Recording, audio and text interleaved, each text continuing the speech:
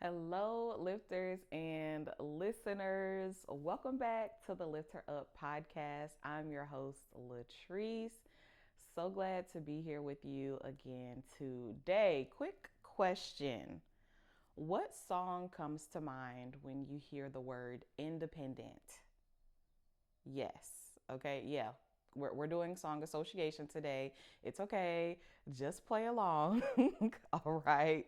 That's what we're doing. And if you're watching on YouTube or somewhere online, I want you to drop in the comments the first word, the first song that came to mind when you hear the word independent. All right. This is a Christian podcast. It is a Christian based podcast and channel, content wise, etc. All the things for sure. But don't worry, it is a safe space and you will not be judged for your secular music taste, okay? For your choices. I promise. I promise. And I'm actually building a point here. I really am. By the title of the episode, you probably already can guess what song I thought about with the word independent. And at this point, you might be thinking, girl, aren't we in the middle of a friendship archetype series? Like, what's going on? Yes, we are. We are still in that archetype series, I promise.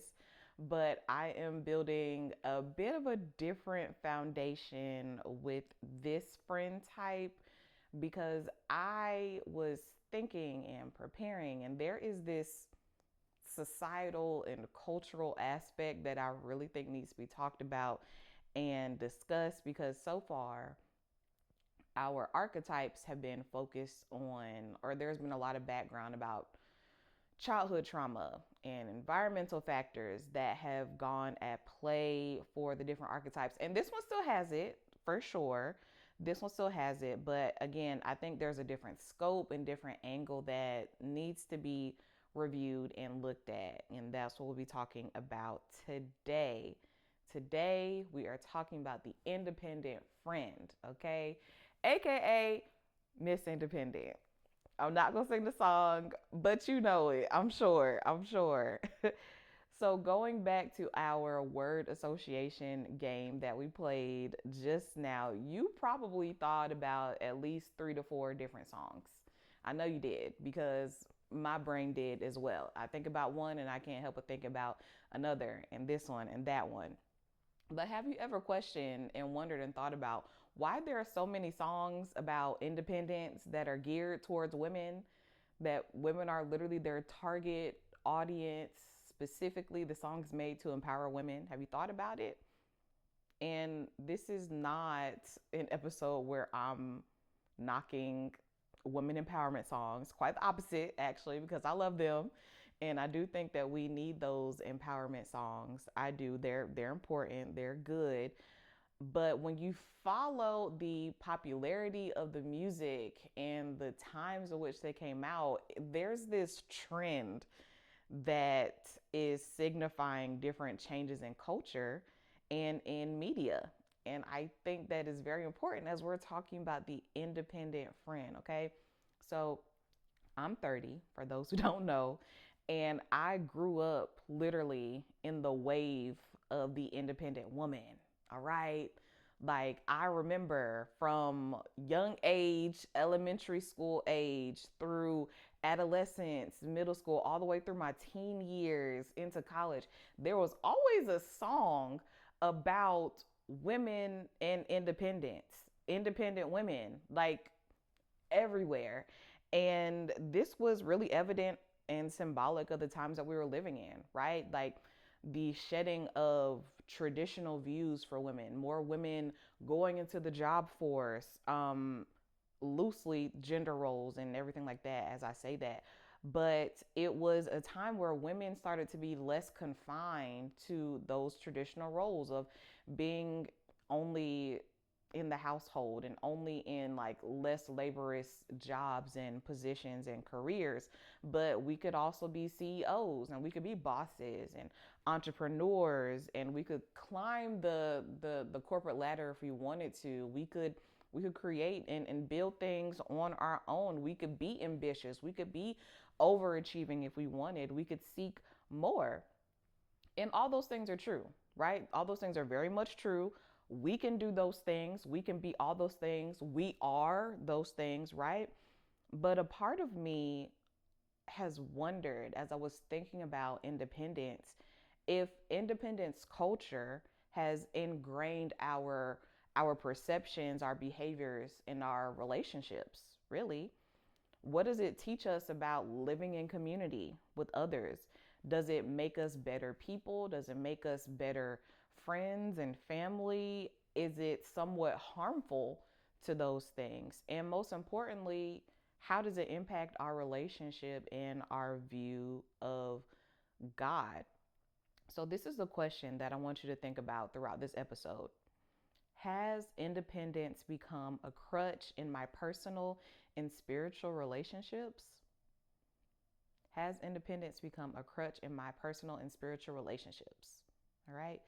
And talking about the independent friend, just in case you want to know some signs that you might be that friend, here is a list of things. One, rarely ask for help.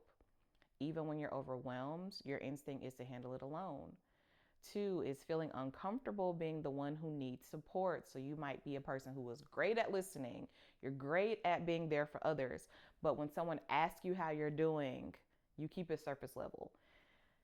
I know that's a lot of y'all because that's me. All right. Like, oh, how are you doing? And we lie. We lie. I'm doing fine. I'm not. Lies. Three, solve problems quietly without telling anyone. You might disappear to figure things out and come back once everything is handled. This is not to call nobody out, but I have experienced this in my personal life with some of my friends and even me myself.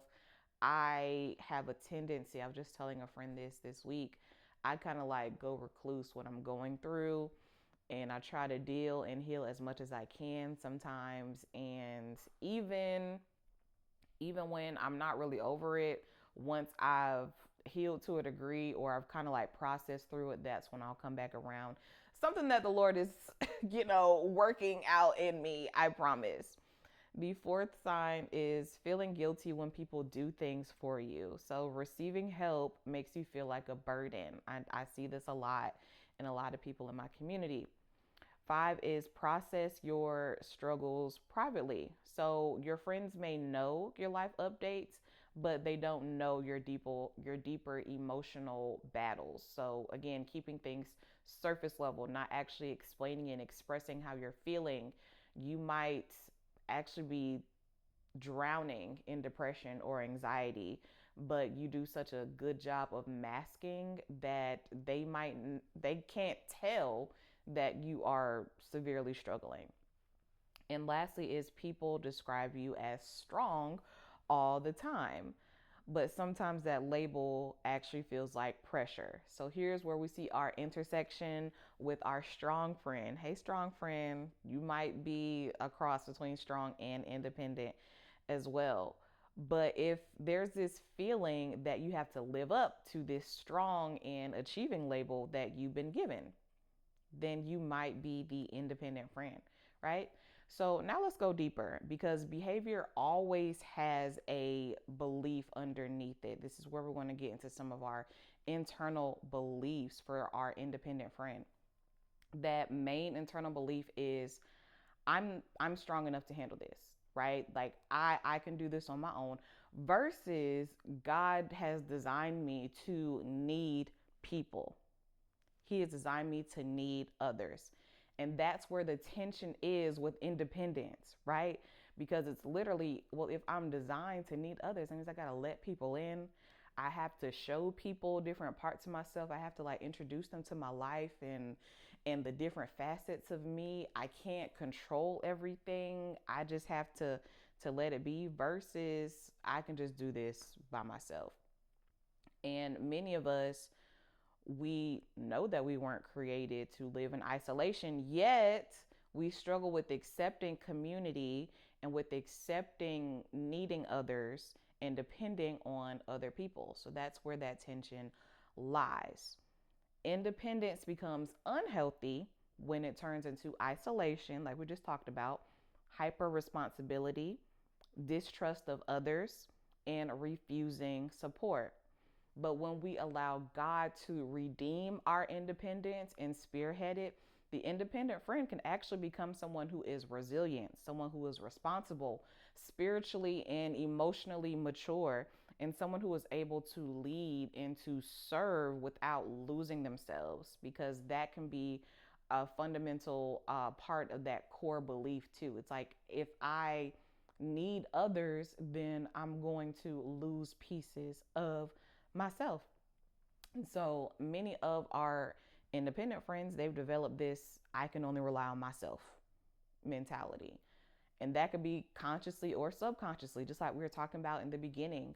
Culture influences, cultural influences, media influences. When we see what's happening in the world around us, the shifts that's happening in the world. And a lot of this is tied to wounds. A lot of this is tied to unhealed wounds that they've been carrying. And I did want to discuss some of these hidden wounds, because most of the time, independence is a survival mechanism. It's a survival strategy that was formed long before we had these friendships, long before we were trying to deepen our relationship with God, right? So let's discuss some of those wounds. The first one is the wound of unmet needs. Yes, and this belief is, my needs won't be met anyway, so I might as well just do it on my own. I've definitely had that thought a few times. At some point, the independent friend learned that asking for help wouldn't work because the other person didn't follow through, whatever the case may be. If it was a caregiver, if it was emotional support, if it was someone that was inconsistent or consistently overwhelmed. Basically, when other people fell short, they did not get their needs met. So instead of continually asking, they learned and adapted to be self-sufficient early. And an example of this is when people then become low maintenance. Now, I'm not going to go down the alley of low maintenance friends, because I know that's a sensitive topic for some people, and to each their own, right? But I do think that we need to evaluate, am I really a low maintenance friend, or am I distancing myself because I don't want to be further disappointed by someone who I could potentially care about and who could actually be a good friend to me? I just don't want to try because I don't want to be disappointed. That's my tidbit there. The second wound is the wound of broken trust. And this is the belief that people will let me down. They will let me down. And honestly, there is truth behind this, because the Bible tells us to put faith in no man, right? There is no perfect human. Only God himself is perfect. Only Jesus can provide that need for us. So we should already have the expectation that everyone is not going to meet our needs all the time. Everybody is not going to be trustworthy all the time. There are going to be points where people fall short, but we have to lean in to the goodness of people, because even though we're not perfect, we're still worth it. But out of betrayal, out of abandonment, and out of repeated disappointment, again, the independent friend can lean into those negative feelings and not wanting to risk that pain. They will unconsciously decide that it's safer for me if I don't depend on anyone. So this looks like not being vulnerable. This looks like not being emotional with those who are in your life. The next wound is the wound of hyper responsibility. The core belief of, if I don't do it, then it just won't get done. It just won't get done. Again, where others have dropped the ball, you learn to adapt, to trust your own ability more than you trust others. And then you build this quiet resentment for those who are in your life because you end up doing everything. The next one and the last one is the wound of emotional safety. The belief is, if I stay self-contained, then I won't get hurt.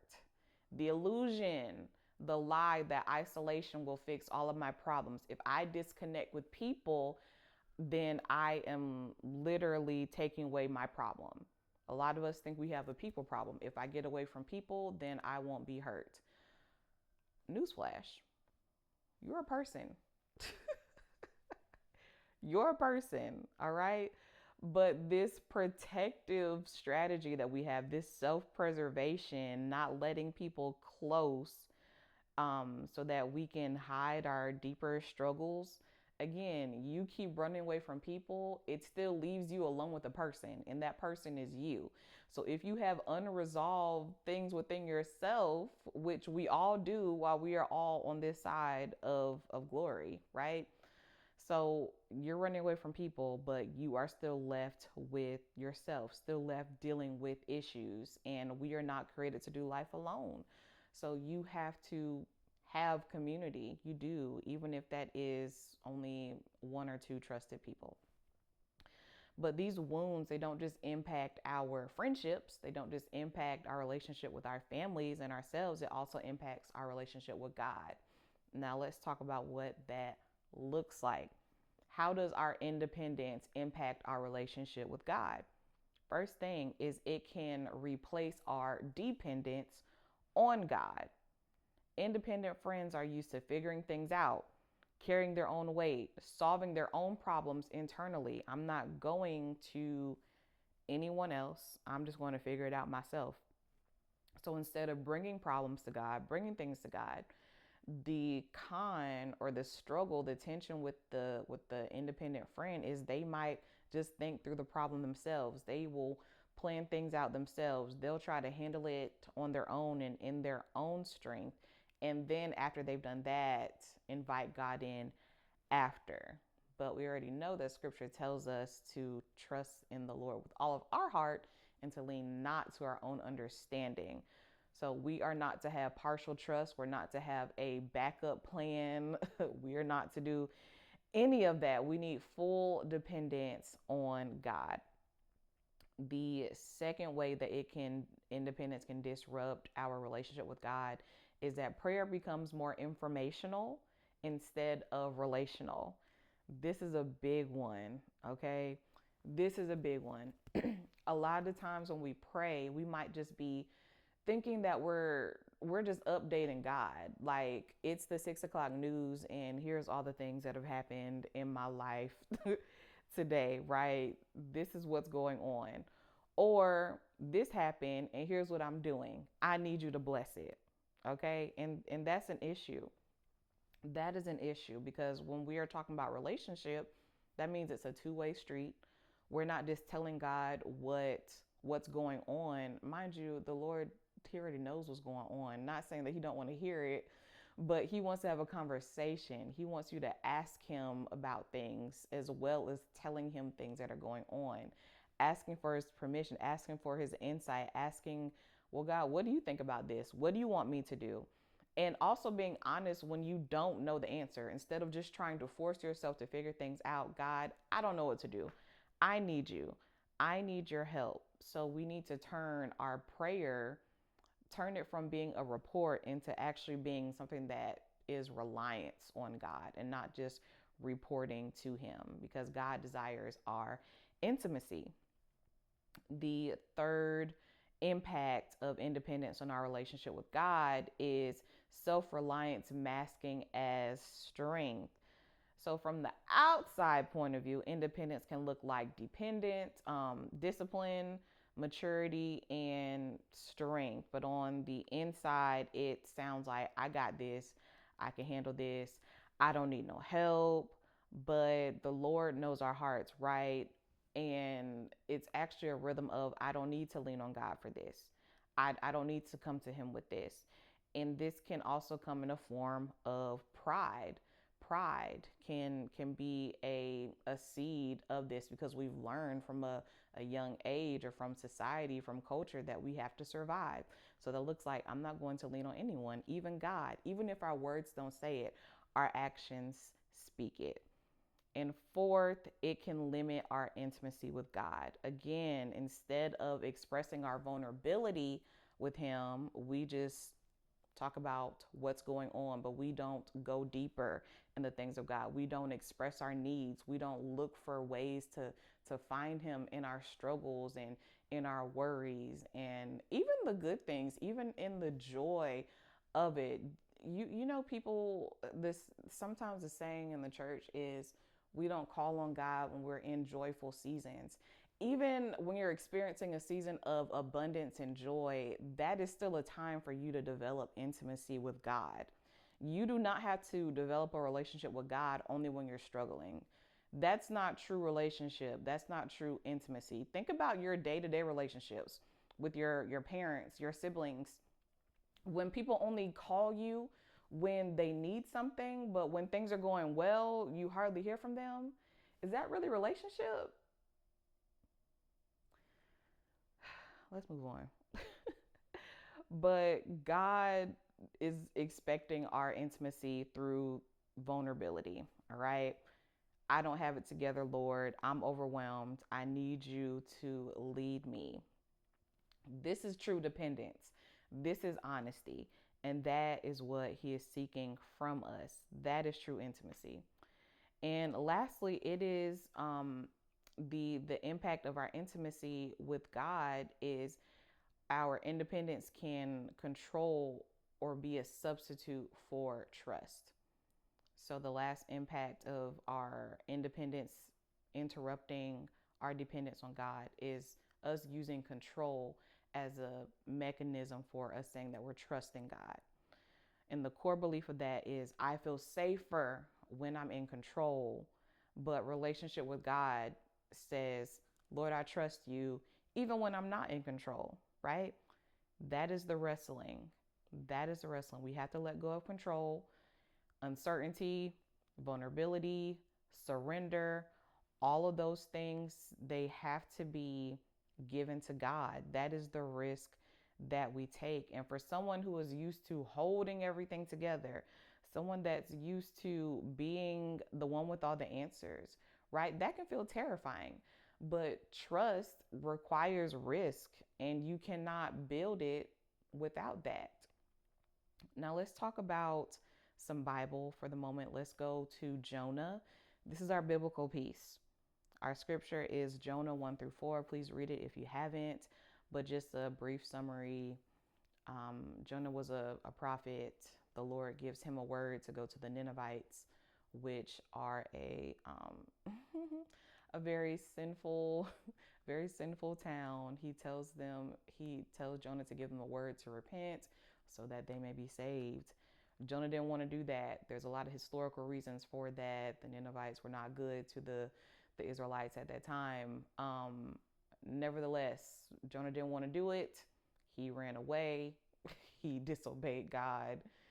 He got swallowed up by a big fish and eventually repented, and the Lord spit him back out on the island of Nineveh to give that word to them. And the Ninevites actually did end up repenting. So it did end up being a good ending. But Jonah ran from God's instruction, and he isolated himself emotionally and spiritually from the Lord.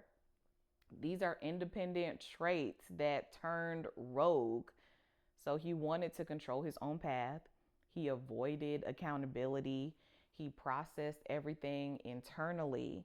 And even after Nineveh repented, Jonah sat alone outside the city, still wrestling internally. So it's like, great, the people saved. I'm still sad. Like, I didn't want to do it. And the lesson here is extreme independence can lead to isolation and resistance to God's direction. This is why, as believers, we have to be careful of when we say, oh, I'm not going to do this or I'm not going to do that. Because when you are committed to obedience to the Lord, you can't really say what you will or won't do because you understand that there is an authority and a lordship over you that is not your own. It's really not. So again, hyper dependence unchecked can replace our dependence on God. Now that we've looked at the independent friend from these different angles, why does all this matter? I was sort of wrestling with that, trying to figure out, Lord, how do I bring all this together? Why should we care about being independent people? Like, shouldn't we want to be independent even after all of that? Those are some wounds we might have, and those are some issues that we might have. But for the person who still refuses to be vulnerable with others, Why would they care? And he said quality of life. It's because of quality of life, okay? So if you are someone who you've achieved all the things, you pushed through, you figured out how to manage and make it onto the other side without asking for help, too, by the way, without letting anyone get too close, without really missing a beat, great. But my question that I want you to sit with is, what condition are you in when you get there? You can be the person that everyone goes to for support to lean on, but quietly still be falling apart yourself inside. And that is not the abundant life that the Lord wants for you. That's not what he has promised you. Has independence become a shield for you? Maybe. Has it become a way for you to stay in control so nothing and no one can disappoint you in the end? Is it a way of keeping a safe distance, but not just from people and also from God?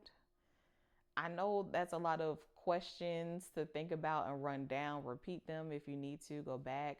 But this is something that the Lord is highlighting, because for a lot of us, independence has become that wedge that is tearing at our intimacy with God and our relationship with him. And he does want to address it. So let's remember our original question, all right? Has independence become a crutch in my personal and spiritual relationships? Now that we've listened to all that, what do you say? Has it? Only you would know. But if you resonated with any of this, let this be your invitation. Your strength is a gift, but strength was never meant to replace surrender. God doesn't just want what you produce, he wants access to the places that you've been protecting. And sometimes he uses other people to do that. So to my independent friends, this is your assignment. This is your challenge for the week. I want you to identify one area of your life where you've been holding things alone, holding and handling things alone. Things that you have intentionally been hiding. And I want you to bring it to the Lord before you make any decisions, before you make any moves, all right? Sit before him before you make any plans. And I want you to say to him and confess that I need you to lead me on this, Lord. And this is not weakness, it's actually maturity. It's actually faith. This is how we build true intimacy. We cannot allow culture, fear, and wounds to keep us from the quality of life that God has desired for us. We don't want to live below that. And I know that this episode was a little different. And I also know that you probably thought about somebody who you see a lot of these qualities in as you're listening to. And I want you to tag her. I want you to share this with her. I want you to send this to her, not to call her out, but to call her back in, okay? Call her back into intimacy with the Father, right? And one of the quiet realities of the independent friend is that God can feel far. And it's not because he's moved, but it's because we've been handling life without him for so long. And if you also resonate with that, I did create a 5-day devotional titled When God Feels Far, and it picks up pretty much right where this ends off. So if you feel connected to this, make sure that you check the show notes in the description to get your free devotional. And I will meet you there, all right? But that is everything I have for you guys today. I hope this was a great episode for you. I hope you enjoyed. So until next time, remember to stay encouraged.